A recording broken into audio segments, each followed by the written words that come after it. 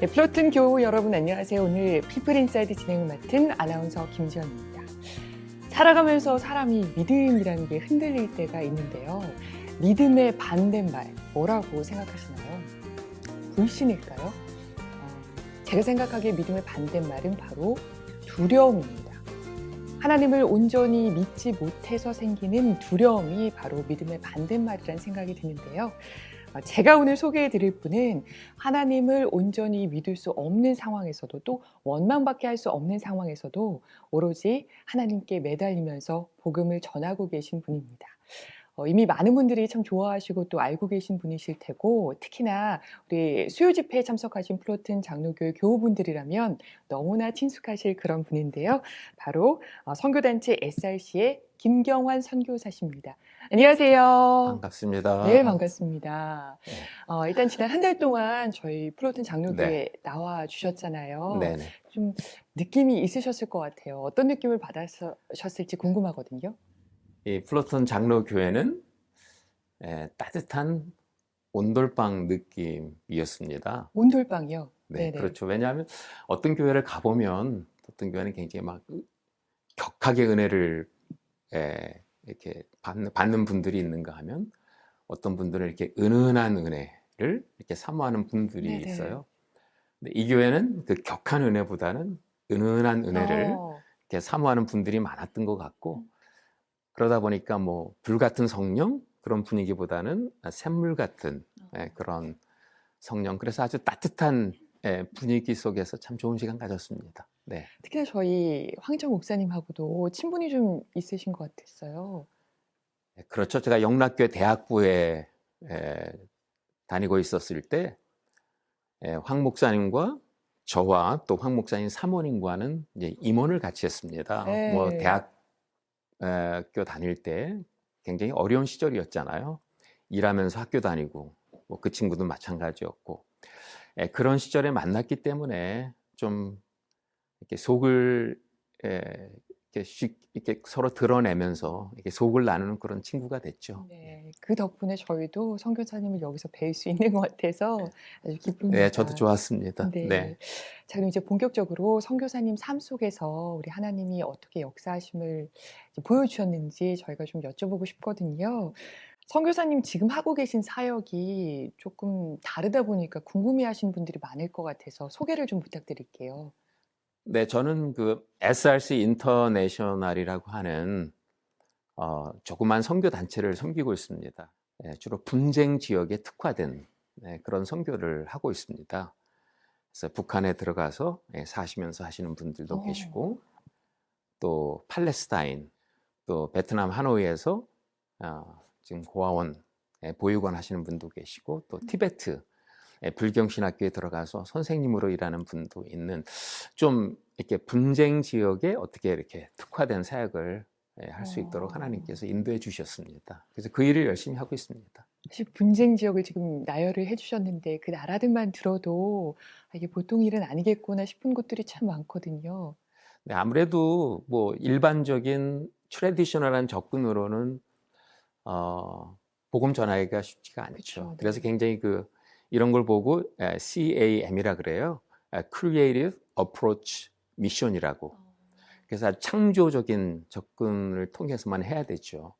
그러다 보니까 뭐 북한에 들어가서 버스 회사도 운영을 하고 또 티베트에서는 중국어 선생으로 들어가서 불경신학교에서 중들을 상대로 해서 또 만남의 시간을 갖고 있고 또 하노이 지역은 공산권이잖아요. 네네네.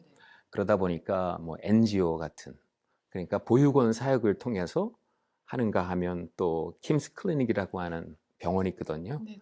그런 일반 병원을 통해서도 하고 있고 일반적인 트래디셔널한 선교가 아니라 이렇게 좀 창조적인 접근을 통해서 지금 하나님 나라 사업을 하고 있죠. 네. 정말 크리에이티비티가 필요하겠다라는 당연히 생각이 필요합니다. 네. 드는데요. 제가 듣기로는 선교사님이 파송되어서 나가게 되신 계기가 지금 하고 계신 일만큼이나 조금 남다르다고 들었거든요. 네, 사실은 제가 선교사로 헌신한 거는 1984년도예요. 얼베나 선교 대회가 있었는데 그때 뭐 한 15,000명 정도가 이렇게 모였던 것 같아요. 네, 거기에서 이제 쭉 참석을 해서 말씀을 듣는 가운데 이제 마지막 날 빌리 그레이엄 목사님이 설교를 하셨는데 그때 뭐 선교사 될 사람 일어나라고 하더라고요. 뭣도 모르고 일어났죠. 근데 뭐 저만 일어난 게 아니고 10,000명 이상이 일어났어요. 근데 그때 선교사로 헌신했던 분들은 다 선교를 나갔는데 저는 선교사로 3번이나 나가려고 했는데 다 막히더라고요. 그래서 저는 그러면 목회를 해서 선교사를 내보내는 교회를 해야 되겠다 해서 아주 그 선교에 포커스를 둔 그런 교회를 개척을 하게 됐죠. 그래서 교회 이름도 미션 커뮤니티 처치, 그러니까 선교 마을 공동체 뭐 이런 의미를 띤 그런 이름으로 지었어요. 뭐 열심히 선교에 대해서 말씀을 전했어요. 뭐 매달 혹은 2달에 한 번 여러분 선교사로 나가라고. 근데 그렇게 한 6년을 했는데 선교사로 몇 명 나갔을 것 같아요? 그래서 그렇게 6년이나 1년에 한 명씩만 해도 6명 정도 나가지 않았을까요? 열심히 하셨어요. 한 명도 안 나갔어요. 아, 네. 자, 열심히 나가라고 했는데 안 나가더라고요. 근데 어느 날 새벽 기도 하는데 제 안에 그런 음성이 들리는 거예요. 남들 보고는 나가라고 하고 너는 왜 안 나가냐? 네. 또 약속하지 않았느냐? 그때 어머. 23년 전에 제가 선교사로 나가겠다고 약속했던 그 약속이 생각이 나는 거예요. 하나님이 계속 기다리고 또 그러니까 잊지 않고 계셨군요. 그러니까 손을 들 때 잘 드셔야 돼요. 네, 진짜 조심해야겠어요. 그러니까 저는 하나님은 결코 잊지 않으시거든요. 그래, 나는 다 까먹었는데 하나님은 네. 전부 기억하고 계시더라고요. 네. 그러면서 하나님께서 정말 선교사로 나갈 수밖에 없는 상황으로 저를 몰고 가셨죠.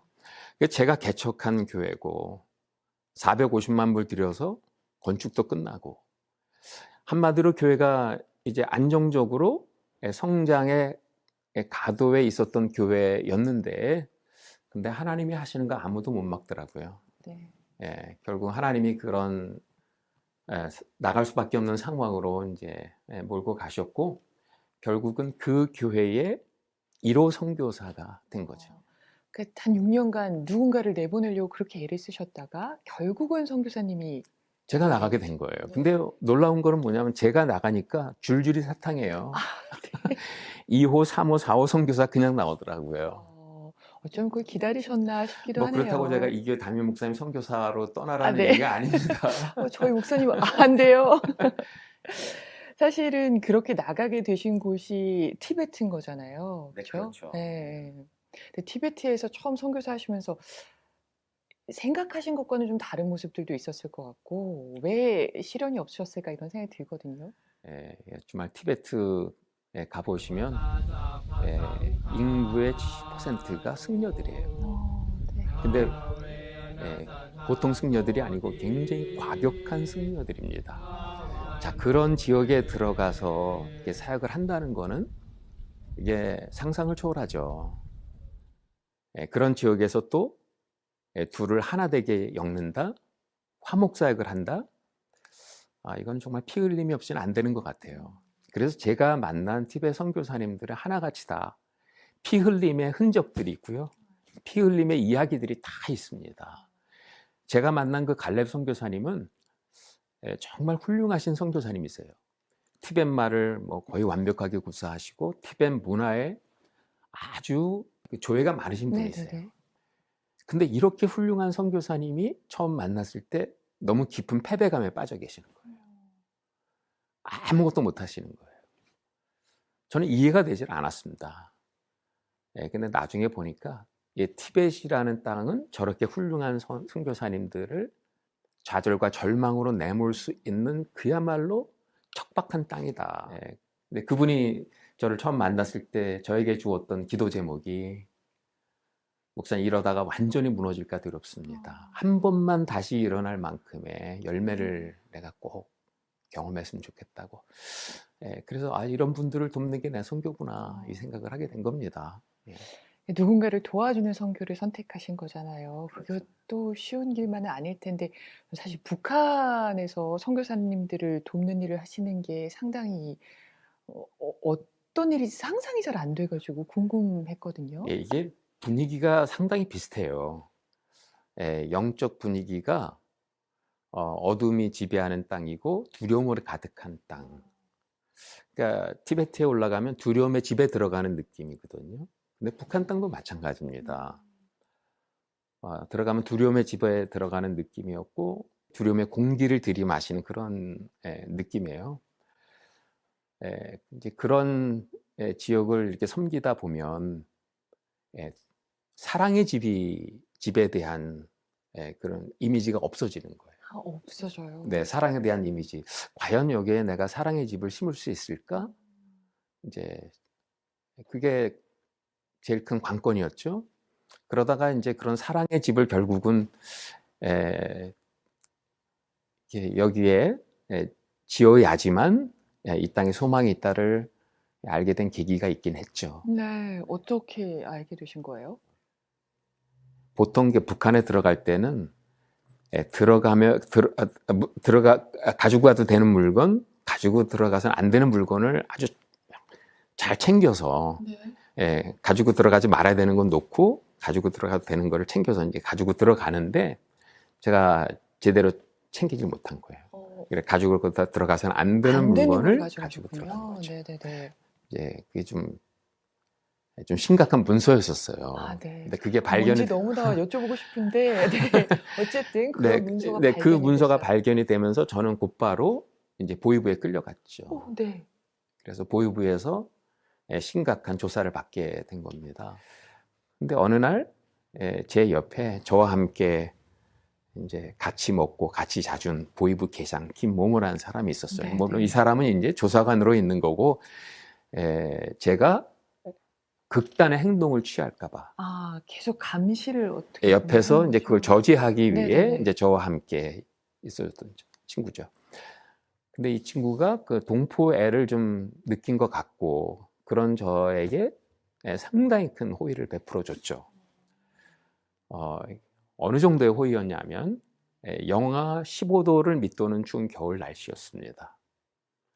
그러니까 정말 추웠는데요. 자는 시간만은 춥지 않았어요. 왜냐하면 침대 2개가 있었는데 그 속에 전기담요가 있었거든요. 네네. 그러니까 전기담요를 덮고 자니까 따뜻했어요. 그걸 갖다 준 거예요? 근데 둘 다 전기담요니까 2개가 있어야 네네네. 되잖아요. 근데 17일째가 됐는데 이 친구의 손이 너무나 찬 거예요.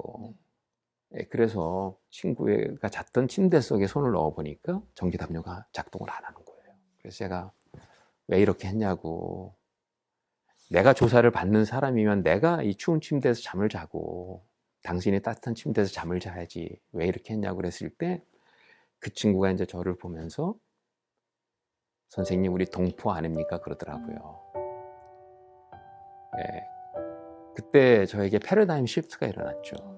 왜냐하면 저는 북한에 사랑의 집을 지어야 된다. 그래서 저들이 과거에 경험하지 못했던 예수님의 사랑을 보여주지 않으면 절대로 저들은 두려움의 집에서 나올 수 없다라고 생각을 했거든요. 근데 그게 혼동이 되는 거예요. 왜냐하면 저 사람의 동포 사랑이 저의 동포 사랑보다 더 위대해 보였거든요. 그때 저는 내가 너희를 사랑한 것처럼 예수님이 우리를 사랑하셨던 그 사랑이 뭘까? 그거를 정말 깊이 묵상하게 됐고 그 사랑은 예수님이 내가 된 사랑이었다.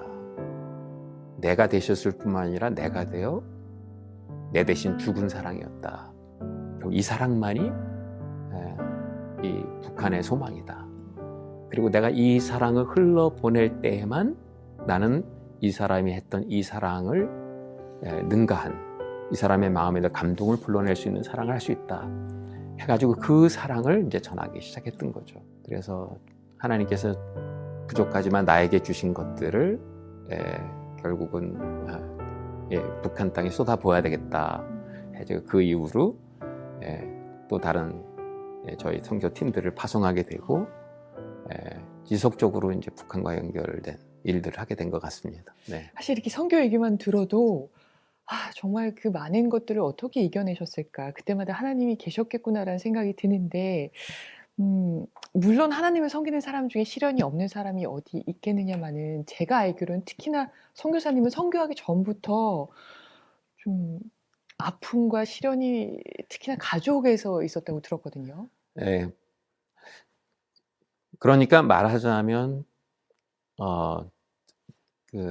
목회가 힘든 게 아니고 또 선교가 힘들었다기보다는 사실은 아픈 아내를 돌보면서 목회해야 됐고 또 아픈 아내와 같이 선교의 장을 펼쳐 가야만 됐던 이런 것들이 힘들었죠. 얼마나 아프셨던 거예요, 사장님? 결혼 생활 30년 이상 했는데 그중에 20년 병상에 누워 있었거든요. 네. 뭐 처음에는 그냥 간단한 2번의 수술로 이게 시작이 된 병이에요. 수술을 받았으면 몸이 회복이 돼야 되잖아요. 근데 그때부터 몸이 이제 다운되기 시작하는데 이름 모를 병에 걸린 거예요. 그러니까 정확히 원인도 모르고 이게 무슨 병인지도 몰랐던 거군요. 그러니까 20년 만에 그 병명을 찾은 거예요. 20년 만에. 네. 그래서 지금도 아직 그 병을 갖고 있고 그렇지만 지금은 그 불치의 병을 어느 정도 약으로 조절할 수 있는 그 방법이 있어서 이제 그렇게 유지를 하고 있죠. 그렇지만 20년 동안은 전혀 모르는 상태에서 그냥 서퍼만 한 거죠. 근데 그 가운데서 또 그럼 따님이 태어난 건가요? 아프신 중에?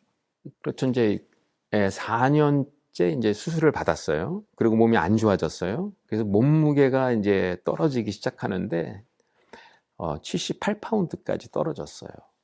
예, 사람이 몸무게가 중요합니다.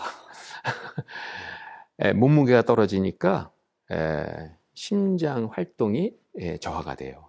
굉장히 그 혈압이 떨어지고 또 이게 무드에도 직접적인 관련이 있더라고요. 하루에 3끼를 먹어야 되는데 3끼는커녕 한 끼도 힘들 때가 있었어요. 그러니까 어느 날 아침에 일어나서 우리 아내가 기도를 하는데 하나님 숟가락집을 힘이 없습니다. 숟가락집을 힘을 주셔야 이제 밥 한 술 떠먹고 하루를 살겠는데 하면서 기도를 하더라고요. 그러니까 그 정도로 굉장히 쇠약한 상태였는데 그때 임신을 하게 된 거예요. 그러니까 다들 뭐 의사들도 부모님들도 걱정을 많이 했죠. 그쵸. 의사들은 특별히 은근히 애를 띄웠으면 했었어요. 그렇죠. 포기하라는 말을 하실 수도 있었겠죠. 네, 그렇죠. 근데 하나님이 마음을 주시는 게 하나님이 주신 생명이다 이런 마음을 주시더라고요. 그래서 기다림의 시간이 있었고 인내하는 시간이 있었죠. 아내가 잘 견뎌줬어요. 보통 약을 뭐 한 10알 정도를 매일 먹어야 됐었는데 그 임신 기간에는 약을 다 끊어왔어요. 그렇죠. 엄마 마음.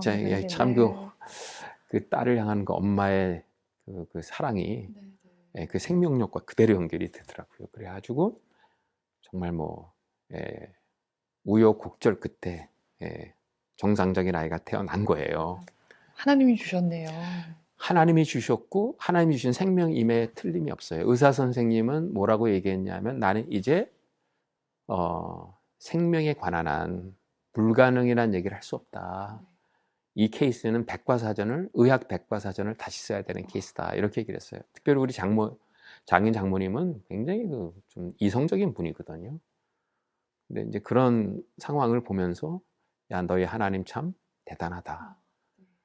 나중에는 너희 하나님 나도 믿고 싶다. 이제 이럴 정도로 그 사건은 우리 가족사에 아주 브레이크스루가 된 거예요. 네네. 자, 그런데 생각해 보세요. 근데 당사자는 아니잖아요.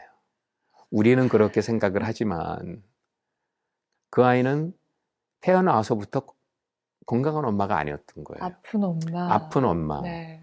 그러니까 그 아이는 늘 아픈 엄마와 함께 살면서 아픈 엄마를 돌봐야 되는 그런 아이라고 스스로 생각. 그러니까 끌어안을 수 없는 상황들도 있거든요. 어린 아이에게는 너무 그럼요. 예, 버거운상. 근데 네, 그것까지 네. 끌어안아야 된다고 하는 게 그 아이에게는 참으로 힘든 예, 고통이었겠다 생각이 들어요. 따님의 탄생이 가족 모두에겐 축복이었는데 정작 그 따님에게는 어떻게 보면 또 다른 또 고통의 시기가 올 수 있을 수밖에 없는 상황이네요. 그렇죠. 다른 아이들은 아침에 엄마가 따뜻한 밥 해서 학교를 태워서 보내잖아요. 그럼 이제 미국 학교를 가보면 그 앞에 차들이 쫙 이렇게 늘어져 있잖아요. 그럼 거기서 엄마랑 빠이하고 뽀뽀하고 네. 이제 이렇게 들어가는 아이들을 늘 봤겠죠. 근데 초등학교 때는 사실은 우리 옆집에 있는 미국 좋은 크리스천이었어요. 그 부부가 매일 픽업을 해줬어요. 예. 근데 딸아이에게는 엄마가 자기를 픽업해 줬으면 아침에 뭐 네, 따뜻한 밥 한 번, 엄마가 해주는 밤에 얻어먹지 못하고 그냥 혼자서 일어나서 시리얼 우유에다가 타 먹고 그러고 이제 학교를 갔거든요. 근데 이제 또 목사 딸이다 보니까 자기가 하고 싶은 얘기를 다 못 하잖아요. 네. 그거를 안에다가 꼭꼭 눌러둔 거예요. 이게 눈송이가 이렇게 쌓이듯이 이 안에서 이게 다 쌓인 거죠. 그게 결국은 나중에 그늘로 남게 되더라고요. 근데 딸아이 입장에서만 정말 생각해 봤을 때 그 외로움과 그 스트레스가 근데 그거는 어떻게 가서 풀 수가 없는 거잖아요. 왜냐면 엄마가 아프다는 것 자체는 내 의지도 아니고 어디다 원망하고 싶은 마음은 계속 쌓여갈 것이고. 그렇죠. 이제 자기는 티네이저의 그 기본적인 필요, 좀 수다도 떨고 남자 얘기도 하고 싶고 그거를 엄마한테 좀 하고 싶어서 딱 들어가려고 하는 순간에 그 엄마의 방은 엄마의 방이 아닌 거예요. 엄마의 방은 엄마의 병실이었던 거예요. 그러니까 얘는 집이 아니라 병원에 오는 병원에 오는 느낌이었죠. 그럼 얘는 자동적으로 엄마 방에 들어가서 제일 먼저 카튼을 열어주는 거예요. 병실이니까. 네. 네. 따뜻한 이렇게 햇살이 네. 들어오죠. 그럼 그게 자기 엄마, 병자인 자기 엄마가 처음으로 경험하는 바깥 세상인 거죠. 그러다 보니까 어느 날 이제 막 이 기도를 하는데 그게 폭발한 거죠.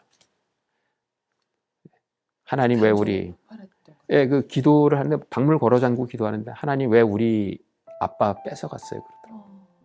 하나님 왜 우리 엄마 뺏어갔어요? 하나님 나 아빠 필요해요? 엄마 필요해요? 우리 엄마 아빠 돌려주세요. 그러더라고요. 그 기도는 사실 하나님이 안 계시다가 아니거든요. 하나님 계신 거 분명히 맞아요. 하나님이 멀리 계신 하나님이 아니라 가까이 계신 하나님. 걔는 느끼고 있었어요. 근데 그 하나님이 나를 너무 힘들게 한다. 내 좋은 걸 뺏어갔고 그게 걔가 표현할 수 있는 신앙의 고백이었었어요. 저는 그걸 굉장히 긍정적으로 받아들이고 저는 그 솔직함, 전모를 하나님 앞에 감정적인 문제까지도 다 쏟아낼 수 있었던 것이 치유의 시작이다. 결국 치유는 대면으로부터 시작되거든요. 자기의 문제를 대면한 거죠. 그 문제의 뿌리에는 하나님이 계셨던 거죠. 그래서 그 하나님 앞에 한마디로 대면을 한 거예요. 얼굴과 얼굴을 맞대고. 저 그것도 되게 힘든 일인데 그걸 했다는 게 너무 사실 감사하네요. 본인은 그걸 했다고 뭘 하려고 그래서 한 게 아니고 네, 그래도 예, 그냥 완전히 그 솔직함의 그 표현을 한 거죠. 예, 근데 이제 엄마 아빠는 그걸 볼 때 막 가슴이 미어지죠. 예. 어머님이 또 그걸 다 들으셨을 거 아니에요. 침대에서 막 너무 고통스러워 하더라고요. 그러다 일어나서 자기 딸 방문 걸어 잠갔으니까 못 들어가고 그 앞에 털썩 주저앉더라고요. 그러면서 했던 기도가 있었어요. 하나님, 나는 이 딸의 엄마의 자격이 없습니다. 딸아이를 위해서 지금까지 한 번도 따뜻한 밥 한 번 해먹여서 학교 보낸 적도 없고 그런 내가 어떻게 딸아이의 엄마라고 할 수 있겠습니까? 그렇지만 이 딸아이가 너무 아파하지 않습니까? 하나님이 아픔을 좀 나눠지게 해달라고, 이 아픔을 나도 갖게 해달라고. 근데 그 기도를 저도 옆에서 들었는데 정말 이 영혼 깊숙한 그 바닥에서 터져 나오는 그런 성령의 탄식이었다고 할까요? 그러니까 그 기도는 성령께서 대신 아내를 위해서 했던 기도라는 생각이 들더라고요. 아니나 다를까? 딸이 방문을 탁 열더니 그 엄마의 품에 자기 몸을 던지더라고요. 그리고 둘이서 이제 흐느껴 우는데 저는 그런 울음을 본 적이 없어요. 진정한 회복이 일어났습니다. 그때부터. 어떻게 보면 하나님이 딸을 통해서 보여주신 기적이 그게 모두를 치유할 수 있었던 것 같다는 생각이 들거든요. 단지 딸뿐만이 아니라 목사님도 그렇고 사모님도 그렇고 그 마음속에 사실 각자의 짐이 굉장히 크셨을 것 같아요. 네, 그렇죠. 그러니까 자기 그 과거에 어두웠던 시간들, 엄마 나는 딸을 키우면 나처럼 안 키울 거야 이렇게 말했던 아이가 네. I am what I am by the grace of God. 나의 나 된 것. 이 자체가 하나님의 은혜다라는 거예요. 나의 나 됨 속에는 과거에 자기 아팠던 경험들이 다 녹아져 있는 거잖아요. 어려서 엄마를 더 돌봐야 됐던 그런 시간들, 또 아파서 하나님 앞에 막 울부짖었던 시간들, 어쩌면 인생에 참 어두운 시간들이고 지워버리고 싶은 순간들이었지만 그런 순간들조차도 결국은 하나님의 은혜 사건이었다. 그래서 거꾸로 흐르는 은혜가 있어야 총체적인 은혜를 보게 된 것 같아요. 그래서 그 이후로 이 아이는 뭐라고 할까, 남을 돕는 사람이 좀 되지 않았나 생각이 들어요. 뭐 지금은 변호사 활동을 하고 있는데 그 법대 마지막 졸업반 때 자기 인생에 대해서 자기가 설계를 하더라고요. 폼에 들어가서 뭐 한 18만 불, 20만 불 초봉 받으면서 이렇게 그 길을 갈까 아니면 어려운 사람들을 돕는 인권 변호사의 길을 갈까 하다가 결국 과거에 자기의 그 아픈 시절을 다시 끄집어낸 거죠. 나와 같은 사람들이 많이 있는데 그런 사람들에게 조금이나마 좀 축복이 되면 좋겠다 해가지고 그때 할렘가로 들어갔어요. 그리고 할렘가에 있는 어떤 그 인권 변호 단체에서 이제 일을 하기 시작하면서 지금도 아파트에서 쫓겨난 사람들 이제 돌보는 그런 일을 하게 돼요. 그러니까 궁극적으로는 지금 결국은 그 사건으로 인해서 다른 사람을 돕는 그런 섬기는 자가 된 거죠. 우리 인생이 내가 계획을 세우고 내가 나의 삶을 이끌어가는 것 같지만 결국은 다 하나님의 손 안에 있는 것 같아요. 그러니까 수동태인 거죠. 내가 교회를 떠날 때도 내가 교회를 선교적 비전이 좋아가지고 믿음의 결단을 내려서 선교지로 갔다 뭐 그런 차원도 있겠지만 하나님께서는 그렇게밖에 할 수 없는 상황으로 우리를 몰고 가셨던 게 있었고요. 또 우리 딸아이가 오늘 이렇게 된 순간들을 생각해 보면 결국은 하나님이 그렇게밖에 할 수 없는 상황으로 이렇게 몰고 가셨던, 그래서 그런 그 수동태의 삶이었고, 우리 아내도 20년 그 침대 병상에 누워 있으면서 돌아보면서 그러더라고요. 내가 산 게 아니고 하나님께서 살게 하셨다. 우리 인생 마지막이 그런 것 같아요. 결국 하나님이 살게 하셔서 우리는 산 거고, 하나님의 손 안에 결국 우리는 있다라는 고백. 이거 외에 다른 고백 뭐 할 수 있을까 싶네요. 제일 궁금한 건 아까 20년 동안 병상에 누워 계셨다가 그래도 약이 좀 생겼다고 말씀하셨는데 사모님 건강이 이제 좀 나아지신 거죠? 근데 아주 뭐 놀랍게 그 회복이 되기 시작했어요. 그러면 완전히 난 게 아니고 병명을 찾은 거죠. 근데 불치병이에요. 그래서 약으로 조절이 되는데 이게 호르몬 계통이 좀 문제가 생겨서 몸이 완전히 언밸런스 된 상태였거든요. 근데 이제 그거를 인위적으로 맞춰주는 그런 일을 해요. 그래서 지금은 몸무게도 많이 늘어났고요. 우리 딸아이가 12학년 때 그 병명을 찾았어요. 아, 네네. 네, 그래서 이제 그 마지막 딸을 위해서 아침밥 처음으로 한 3개월 정도를 해주고 따뜻한 밥을 먹고 학교를 가게 됐고, 졸업식이 있었는데 그때 이제 회복된 지 3개월 된 거 아니에요. 딸아이가 마침 학생 대표로 연설을 하게 됐죠. 거기에 엄마가 있었어요. 그러니까 평생 딸이 그 학교 생활을 하는 동안에 딸이 다니는 학교에 그게 처음으로 간 거. 예, 굉장히 감격적인 시간이었죠. 그 경험하고 이제 동부로 학교를 가게 됐고 그 이후로 지금까지 떨어져서 삽니다. 예, 근데 지금은 딸과 그래도 하루에 1시간씩 뭐 대화를 나누고 그러니까 네. 딸아이는 그때 그 자기가 나누지 못했던 얘기들을 지금 다 나누는 것 같아요. 그래서 뭐 좀 비정상적으로 많이 나눠요.